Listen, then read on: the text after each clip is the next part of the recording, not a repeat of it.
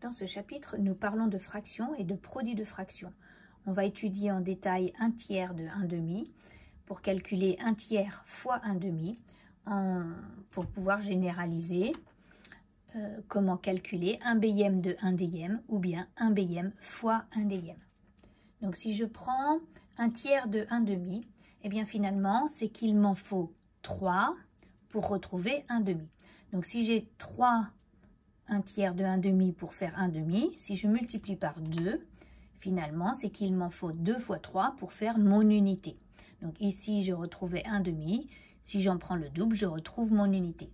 Donc ce 1/3 de 1/2, si je le multiplie par 2 fois 3, c'est-à-dire 6, eh bien je retrouve mon unité. Ça me permet de dire que finalement, ce 1/3 de 1/2, c'est bien 1/6. Maintenant, si je prends 6 fois le produit de deux fractions, 1/3 fois 1/2. Ce 6, je peux le décomposer en 2 fois 3. Maintenant, si je regarde le 3 fois 1/3, c'est la définition du 1/3. Donc, je suis sûre que ça va me redonner 1. Donc, il me reste à calculer 2 fois 1/2 et 2 fois 1/2, c'est 1. Donc, je remarque une chose, c'est que 1/3 de 1/2 qui me donne 1/6, eh bien, c'est la même chose que le produit de la fraction 1/3 fois 1/2 qui me donne bien 1/6 écrit de cette façon-là. Un autre exemple pour bien comprendre, si je prends 1/4 de 1/5, eh bien, c'est qu'il m'en faut 4 morceaux pour retrouver 1/5. Et s'il m'en faut 4 morceaux pour retrouver 1/5, si je multiplie par 5, eh bien, finalement, je retrouve 5 morceaux identiques pour faire mon unité.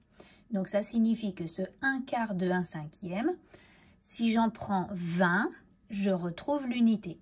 Si j'en prends 20 et que je retrouve l'unité, eh bien, c'est que 1/4 de 1/5, c'est 1/20. Maintenant, si je reprends par calcul, 20 multiplié par 1/4 fois 1/5. Le 20, je peux le décomposer en 5 fois 4. Et puis, je reconnais, là, le 4 fois 1/4, c'est la définition de 1/4, ça me donne l'unité.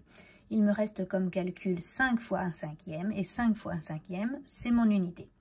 Donc, je reconnais que, je retrouve que 1/4 de 1/5, c'est 1/20 et 1/4 fois 1/5, c'est également 1/20 écrit de cette façon-là. Eh bien, on va généraliser, on va dire que 1/2 de 1/2, c'est 1 sur b fois d. Et puis 1/2 fois 1/2, eh bien c'est la même chose, c'est 1 sur b fois d. Donc souvent en mathématiques, on dit que le 2 se transforme en multiplié. Bien sûr, on a des dénominateurs qui ne doivent pas être égaux à 0. Voilà.